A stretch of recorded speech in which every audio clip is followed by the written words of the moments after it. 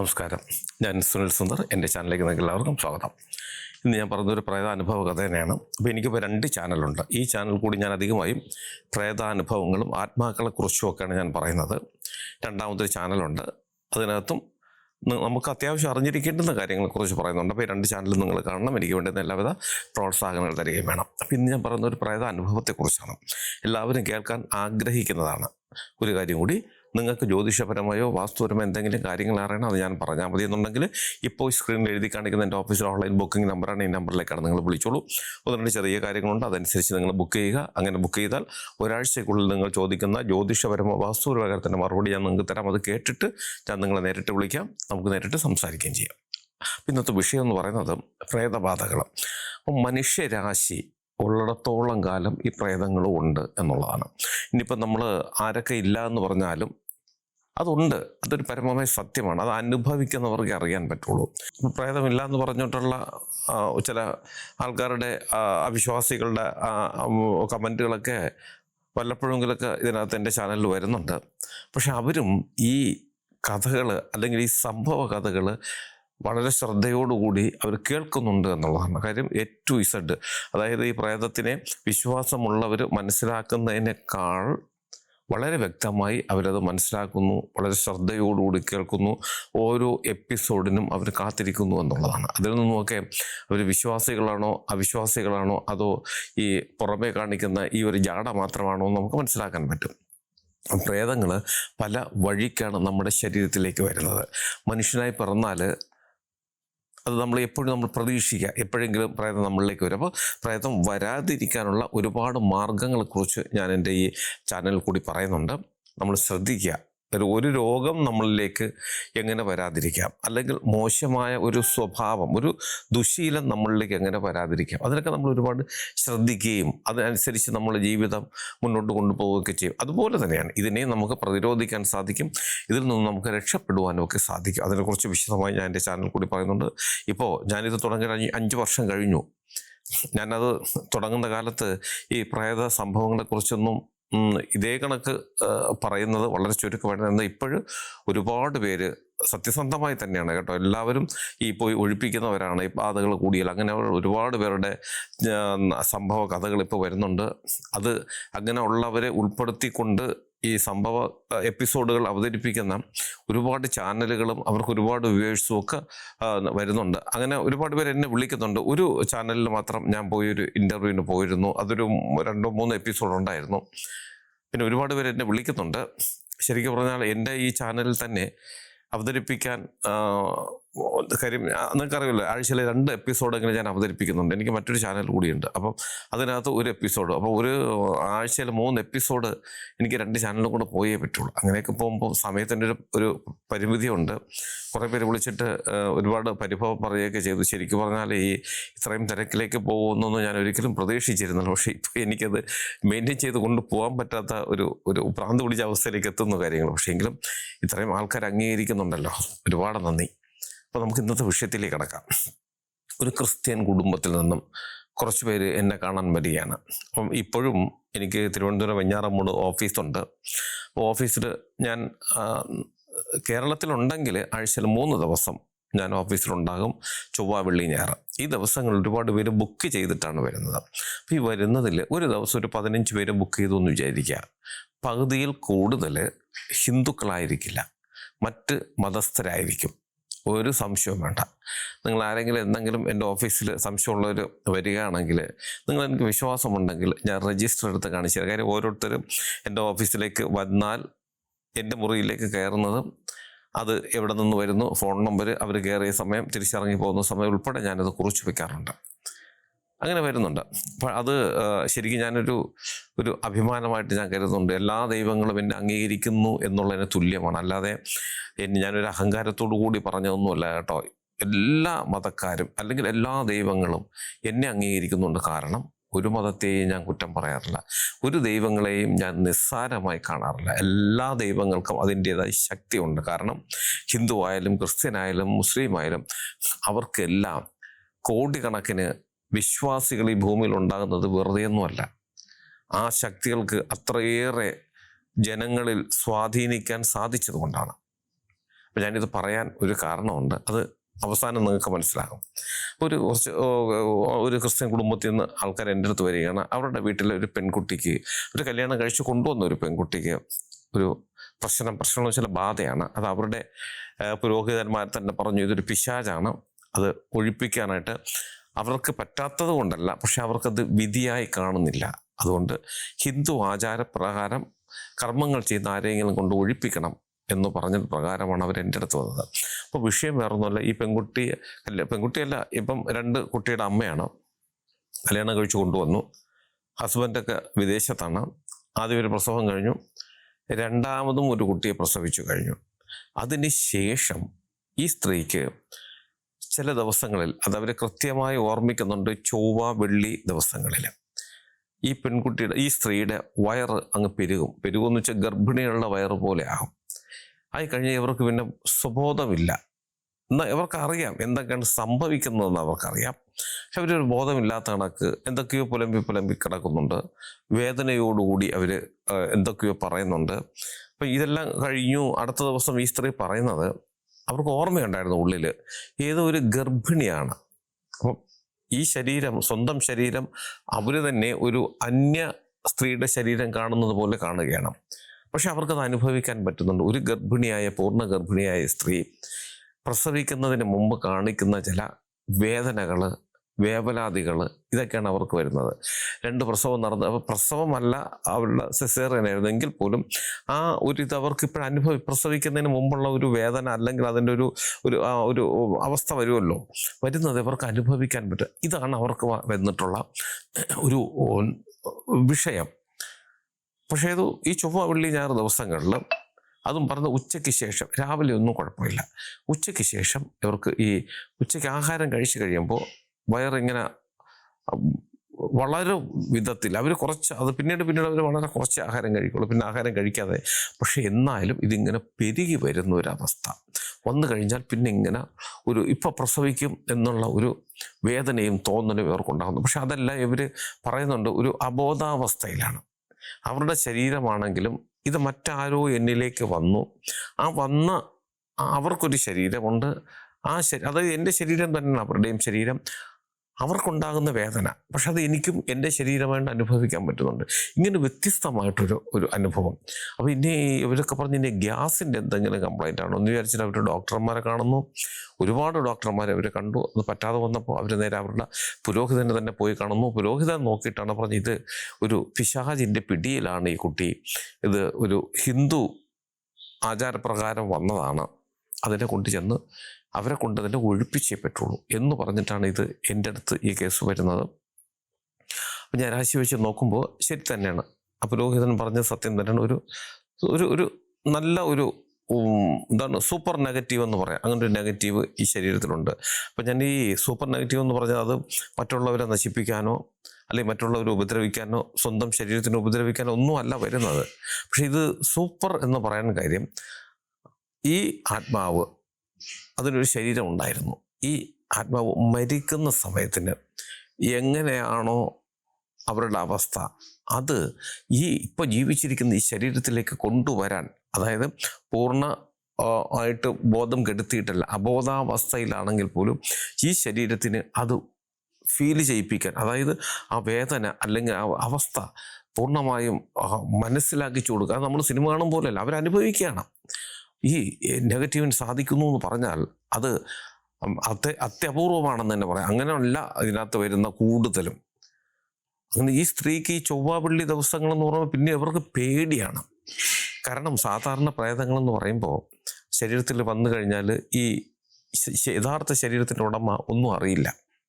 ഈ നെഗറ്റീവ് ശരീരത്തിലേക്ക് വന്നിട്ട് കാണിക്കുന്ന വൃത്തികേടുകൾ, ചീത്തവിളിയോ അടിയോ ഉപദ്രവമോ എടുത്തെറിയലോ കണ്ടിച്ചാടക്കോ അല്ലെങ്കിൽ പിച്ചാത്തി എടുത്ത് മറ്റുള്ളവരെ വെട്ടാനോ സ്വന്തം ശരീരത്തിനെ പുറപ്പെടുത്താനോ ഒക്കെ ഇങ്ങനെയൊക്കെയാണ് ശ്രമിക്കുന്നത്. പക്ഷെ അതൊന്നും ഈ യഥാർത്ഥ ശരീരത്തിൻ്റെ ഉടമയ്ക്ക് അറിയില്ല. ബോധം വരുമ്പോൾ മറ്റുള്ളവർ പറയുന്നു നീ ഇങ്ങനെയൊക്കെ ചെയ്തു എന്ന് പറയുമ്പോഴാണ് അവർ നാണം കെട്ടു പോകുന്നതോ ഭയപ്പെടുന്നതോ അല്ലെങ്കിൽ വിഷമിക്കുന്നതോ ആയിട്ടൊക്കെ അവസ്ഥ ഉണ്ടാകുന്നത്. പക്ഷേ ഈ സ്ത്രീക്ക് അങ്ങനെയല്ല. ഇവർക്ക് ഉള്ളിൽ അറിയാം ഇങ്ങനൊരു അവസ്ഥയിലേക്ക് ഇവർ പോകുന്നു. പക്ഷേ ഇവരാരെ ഉപദ്രവിക്കുന്നില്ല, ഇവർക്ക് പ്രസവിക്കാൻ സാധിക്കുന്നില്ല. അപ്പോൾ ഓരോ ചൊവ്വ വെള്ളി ദിവസങ്ങളിലും നേരം വെളുത്തു കഴിയുമ്പോൾ ഇവർ പേടിയാണ്.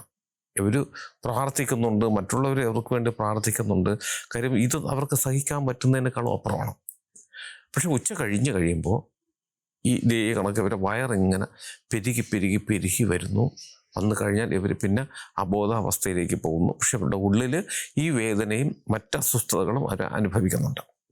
പിന്നെ എൻ്റെ അടുത്ത് വന്നു ഇത് ഒഴിവാക്കാനായിട്ടുള്ള രീതി. അപ്പോൾ നോക്കി ഇങ്ങനെ ഒരു നെഗറ്റീവ് ഇവരുടെ ശരീരത്തിലേക്കുണ്ട്. അപ്പോൾ ഇത് നമ്മൾ സ്ഥിരം ചെയ്യുന്നത് കൊണ്ട്, ഞാനിതിൽ വലിയ വിദഗ്ധനായതുകൊണ്ടെന്നല്ല, സ്ഥിരം ചെയ്യുന്നതുകൊണ്ട്. ആൾക്കാർ പറയുമല്ലോ നിത്യാഭ്യാസി ആന എടുക്കുന്നുണ്ട്. അപ്പോൾ സ്ഥിരം ഇങ്ങനെ ചെയ്യുന്നത് കൊണ്ട് അപ്പോൾ ഇത് മനസ്സിലായി, ഇതേതോ ഒരു ഗർഭിണിയായി മരണപ്പെട്ടു പോയ സ്ത്രീയുടെ ആത്മാവാണ്. പ്രസവിക്കുന്നതിന് മുമ്പ്, അതായത് ഈ വയറിനുള്ളിൽ ഈ കുട്ടിയോടുകൂടി തന്നെ, പ്രസവിക്കാനുള്ള കുട്ടിയോടുകൂടി തന്നെ നഷ്ടപ്പെട്ടു പോയ ഒരു ആത്മാവാണിത്. പക്ഷേ അതെന്തെന്ന് പറഞ്ഞാൽ ഈ ശരീരത്ത് വരുമ്പോൾ ഇത് രണ്ടും അവർക്ക് അനുഭവിക്കാൻ പറ്റുന്നുണ്ട്. ഈ സ്ത്രീയുടെ വേദനയും ആ വയറിനുള്ളിൽ കിടന്ന് ആ കുട്ടിയുടെ ഒരു ആ ചലനങ്ങളും കാര്യങ്ങളും ആ പ്രസവിക്കുന്നതിന് മുമ്പുള്ള കറക്കമൊക്കെ ഇവർക്ക് അറിയാൻ പറ്റുന്നുണ്ട്. അപ്പോൾ രണ്ട് ആത്മാവ് ഒരേ സമയം, ഒരു അമ്മയുടെയും ഒരു കുട്ടിയുടെ ആത്മാവ് കയറിയിരിക്കുന്നു എന്ന് വേണം നമുക്ക് മനസ്സിലാക്കാൻ. അതിന് പ്രത്യേകിച്ച് ഈ വലിയ ഇതൊന്നും വേണ്ട, നമുക്ക് സ്ഥിരം ചെയ്യുന്നുണ്ട് മനസ്സിലാകും. പക്ഷെ അതൊരു ഹിന്ദു സ്ത്രീയാണ്, അത് മനസ്സിലാകുന്നുണ്ട്. പക്ഷേ എങ്ങനെ ഈ ശരീരത്തിലേക്ക് വന്നു എന്നുള്ളതിനെ കുറിച്ചുണ്ട്. അപ്പോൾ ഞാൻ അതിനെക്കുറിച്ച് അധികം ഒന്ന് ഞാൻ ചോദിച്ചിങ്ങനെ, നിങ്ങൾ എവിടെയെങ്കിലും ഇങ്ങനെയുള്ള കുറേ നമുക്ക് സാധ്യതകളുണ്ടല്ലോ, ഈ ഉച്ച സമയത്തിന് അല്ലെങ്കിൽ രാത്രി സമയത്തിന് ഏതെങ്കിലും കാവിലോ അല്ലെങ്കിൽ അങ്ങനെ വെച്ചാരാധനയുള്ള സ്ഥലങ്ങളിലൂടെ പോയിട്ടുണ്ട്? എല്ലാവരും അങ്ങനെയൊന്നും പോയിട്ടൊന്നുമില്ല. അപ്പോൾ ജനിച്ചതേ നിങ്ങൾ ക്രിസ്ത്യനായി തന്നെയാണ്. അവർ മാമോദിസൊക്കെ മുങ്ങി വന്ന ടീമാണ്. അതൊക്കെ പിന്നെ വേറെ ഒന്നും ചിന്തിക്കണ്ട. നമ്മൾ പിന്നെ കൂടുതൽ അതിനെക്കുറിച്ച് പോസ്റ്റ്മോർട്ടം ചെയ്യാതെ അതിനെ ഒഴിപ്പിക്കാനുള്ള വഴികൾ നോക്കാം. അങ്ങനെ നോക്കുന്നു, ഒഴിപ്പിക്കാമെന്ന് നമുക്ക് മനസ്സിലാക്കാൻ പറ്റി. അതിലേക്ക് കടക്കുകയാണ്. പൂജ ചെയ്തു, പൂജാതി കർമ്മങ്ങളൊക്കെ. അപ്പം അവരുടെ മറ്റുള്ള ആൾക്കാരും ബന്ധുക്കളും അയൽവക്കക്കാരും ഒക്കെ അറിഞ്ഞു ഇങ്ങനെയാണെങ്കിലേ ഒഴിവാക്കാൻ പറ്റും. അതുകൊണ്ട് വലിയ തടസ്സമൊന്നും നമുക്ക്, അല്ലെങ്കിൽ രഹസ്യമായിട്ടൊന്നും ചെയ്യേണ്ടി വരുന്നില്ല. അല്ലെങ്കിൽ അങ്ങനെയാണ്, വളരെ രഹസ്യമായിട്ട് പുറത്തറിയാത്ത വിധത്തിലൊക്കെയാണ് ഇങ്ങനെയുള്ള സ്ഥലങ്ങളിൽ പോയി ചെയ്യുന്നത്. അവിടെ പോയി ചെയ്യുമ്പോൾ ഈ പറഞ്ഞ അവരുടെ അത്യാവശ്യം വേണ്ടുന്ന ബന്ധുക്കളും ഒക്കെ ഉണ്ടായിരുന്നു. ഒരുപാട് നല്ല അവർക്ക് വേണ്ടപ്പെട്ട ഏറ്റവും കൂടുതൽ അവർ ആരാധിക്കുന്ന ബഹുമാനിക്കുന്ന ആൾക്കാരൊക്കെ അന്ന് അവിടെ ഉണ്ടായിരുന്നു. അവരുടെ മുമ്പിൽ വെച്ചിട്ടാണ് ഞാനിത് ചെയ്തത്. അപ്പോൾ ഞാനിത് ചെയ്ത് തുടങ്ങുമ്പോൾ ഈ ശരീരത്ത് അന്ന് അപ്പം ചൊവ്വ വെള്ളി അത് നമ്മൾ വേണ്ടാന്ന് വെച്ചു. കാര്യം ആ ദിവസം ഇത് വരികയാണല്ലോ, നമ്മൾ വിളിച്ചില്ലെങ്കിൽ പോലും. അല്ലാത്തൊരു ദിവസം ഇതിനെ വിളിച്ചു വരുത്തി കാര്യങ്ങൾ ചോദിച്ചാലേ മനസ്സിലാകുള്ളൂ. അതുകൊണ്ട് ഞങ്ങളൊരു ഞായറാഴ്ച ദിവസമാണ് തീരുമാനിച്ചത്. ഞായറാഴ്ച ദിവസം നമ്മൾ പള്ളിയിലൊക്കെ പോയിക്കൊള്ളാൻ പറഞ്ഞു. ഒരു പള്ളിയിലുമൊക്കെ പോയിട്ട് നേരെ വന്നു. സന്ധ്യയ്ക്ക് ശേഷം ഞങ്ങൾ പൂജ തുടങ്ങി. കളമിട്ടിട്ട് ഈ കളത്തിന് മുന്നിൽ ഈ സ്ത്രീയെ ഇരുത്തിയിട്ട് ആവാഹന പൂജയൊക്കെ തുടങ്ങി. കുറച്ച് കഴിഞ്ഞപ്പോൾ ശരീരത്ത് വന്നു ശരീരമൊക്കെ. അപ്പം ഞാനിത് ശരിക്കും യഥാർത്ഥത്തിൽ കാണുകയാണ്. എനിക്ക് തോന്നുന്നു അവർ വയറിങ്ങനെ പിടിക്കുകയാണെന്ന് തോന്നുന്നുണ്ട്. പക്ഷേ എനിക്ക് ആദ്യം അങ്ങനെയാണ് തോന്നിയത്.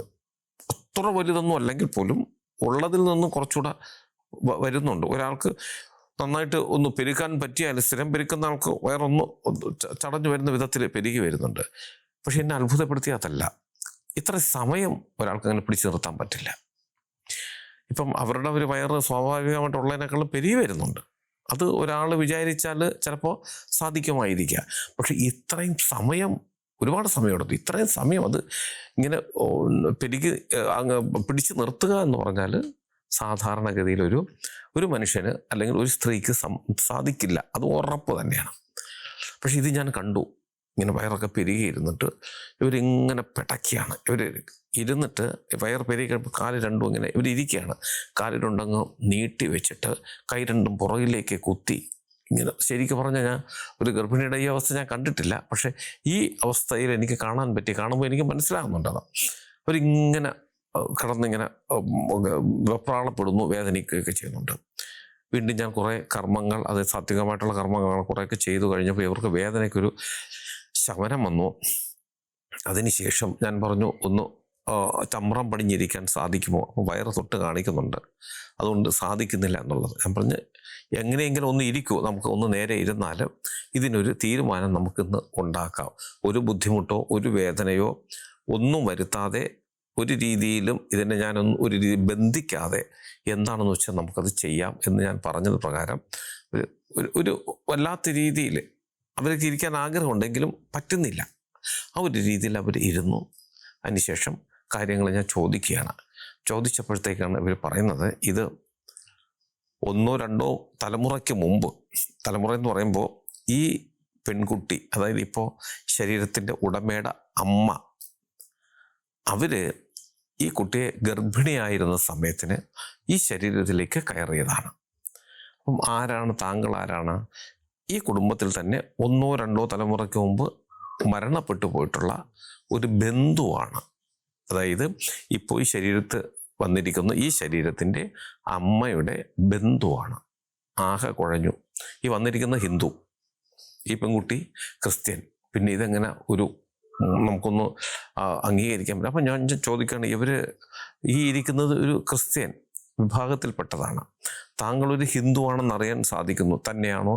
അപ്പോൾ പറഞ്ഞു, ഞാൻ ഹിന്ദുവാണ്. വെച്ചാരാധന ഉണ്ടായിരുന്നു. എൻ്റെ കുടുംബത്തിലെ മിക്ക സ്ത്രീകൾക്കും ദേവിയുടെ അനുഗ്രഹം കിട്ടിയിട്ടുള്ളതാണ്. എനിക്കും അങ്ങനെ കിട്ടിയിട്ടുള്ളതാണ്.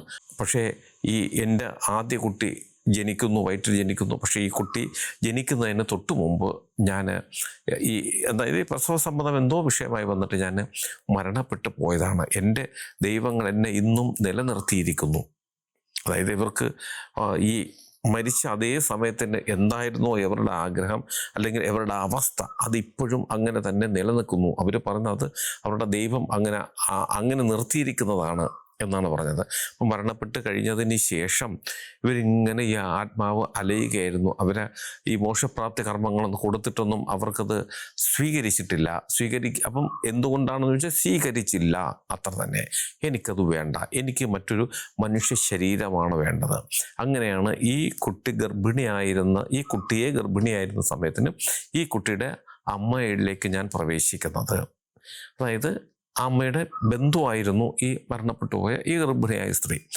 പ്രവേശിച്ചു കഴിഞ്ഞപ്പോൾ എനിക്ക് മനസ്സിലാവുന്നു ഇതൊരു പെൺകുട്ടിയാണെന്നും എന്നോളം പ്രായമെത്തുമ്പോൾ ഞാൻ ഇവളിലേക്ക് എനിക്ക് കയറാൻ സാധിക്കുമെന്ന് മനസ്സിലായത് കാരണം ഈ പ്രസവത്തിന് ശേഷം ഞാൻ ഈ പെൺകുട്ടിയോടൊപ്പം തന്നെയേ ഉണ്ടായിരുന്നു.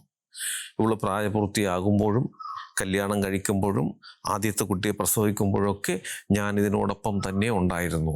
ഇപ്പോഴാണ് രണ്ടാമത്തെ പ്രസവത്തോടു കൂടി, അതായത് പ്രസവം കഴിഞ്ഞതോടു കൂടിയാണ് എനിക്ക് ശരീരത്തിൽ പൂർണ്ണമായും വരാൻ സാധിച്ചത്.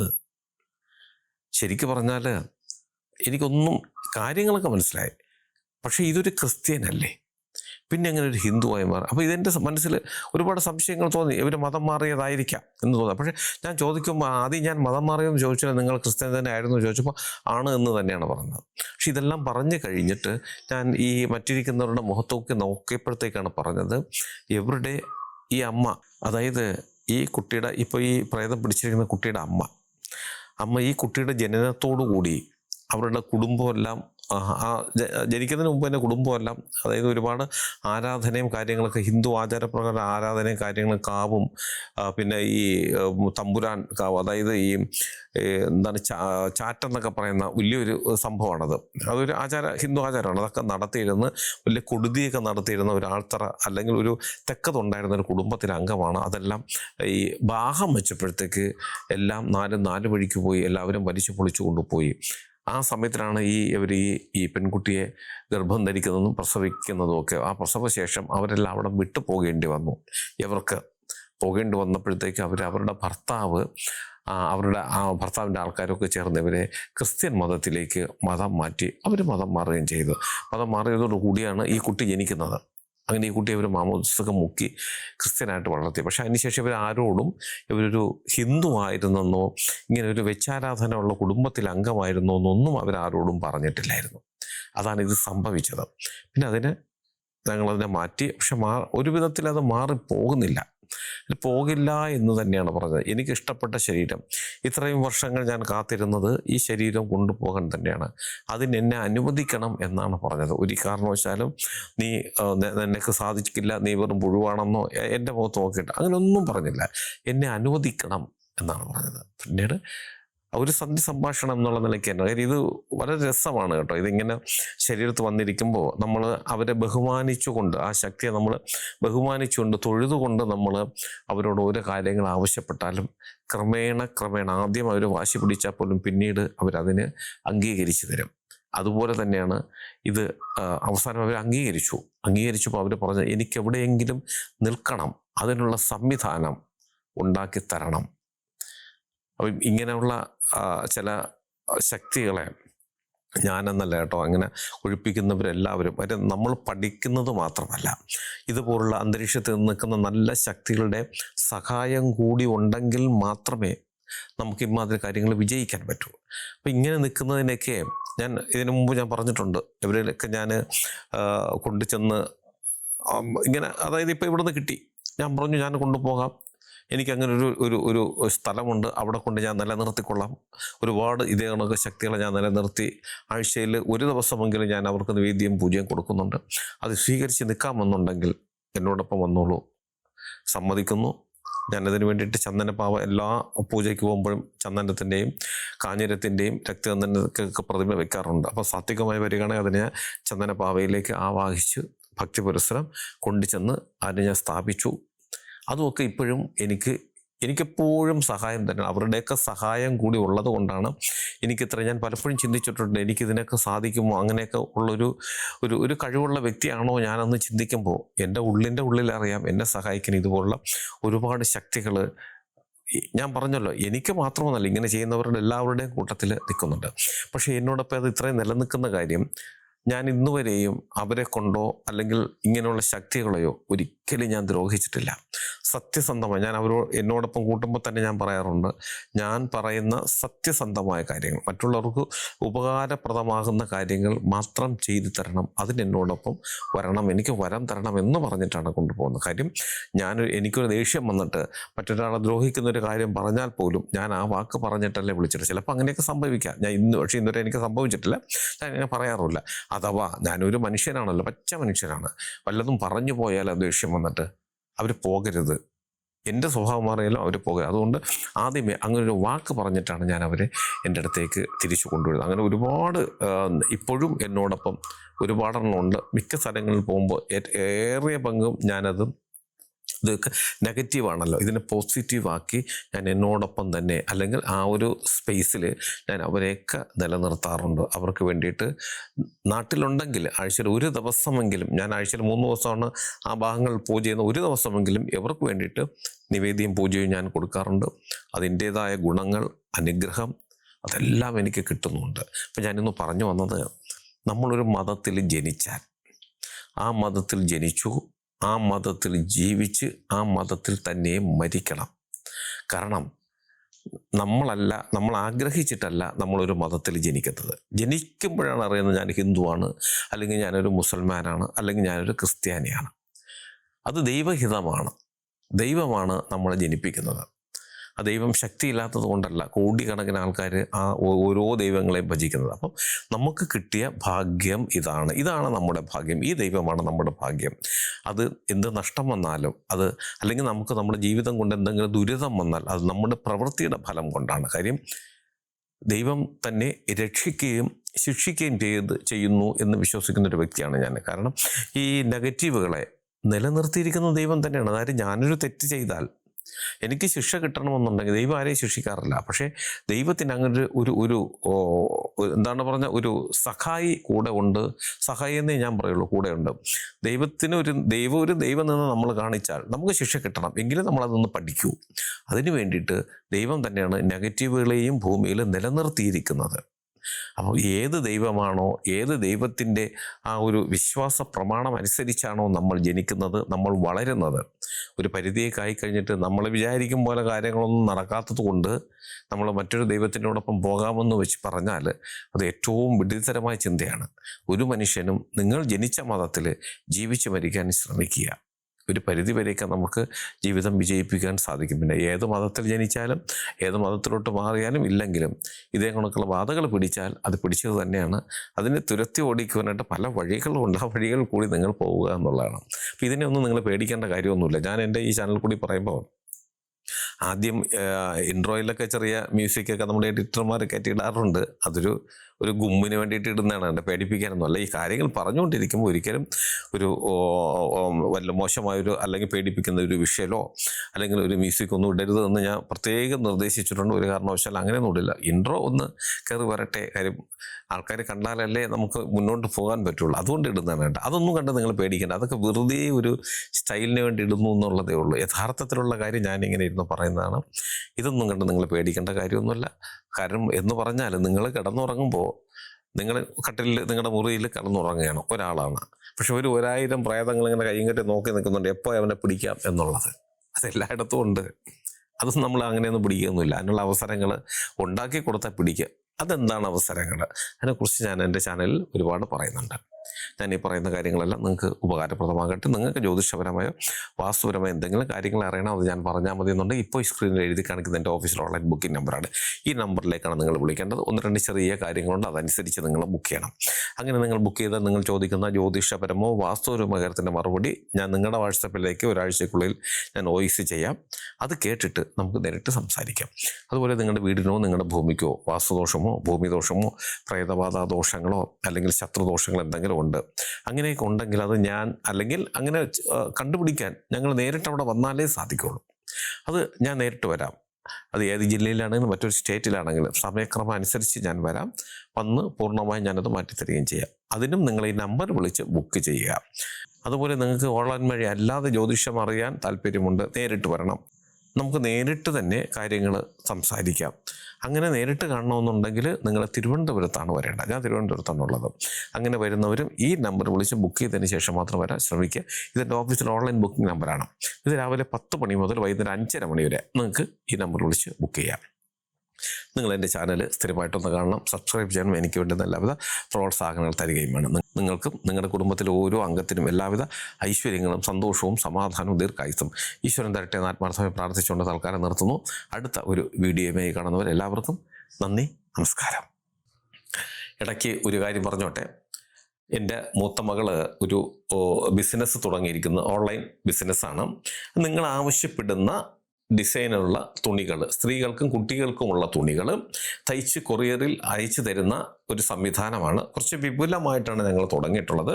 ഈ കാണിക്കുന്ന സൈറ്റ്, ഈ സൈറ്റിൽ നിങ്ങൾ കയറി നോക്കുക. ഇതിനകത്ത് ഒരുപാട് മോഡലുകൾ കാണിച്ചിട്ടുണ്ട്. ഇഷ്ടപ്പെടുകയാണെങ്കിൽ, ഇഷ്ടപ്പെട്ടാൽ മാത്രം നിങ്ങൾ തീർച്ചയായിട്ടും ഓർഡർ തരണം. ഒരുപാട് പേര് ഞങ്ങൾക്ക് ഓർഡർ തരുന്നുണ്ട്. നിങ്ങളും ഇഷ്ടപ്പെട്ടാൽ തീർച്ചയായിട്ടും നിങ്ങൾ ഓർഡർ തന്ന് ഞങ്ങളെ സഹായിക്കണം.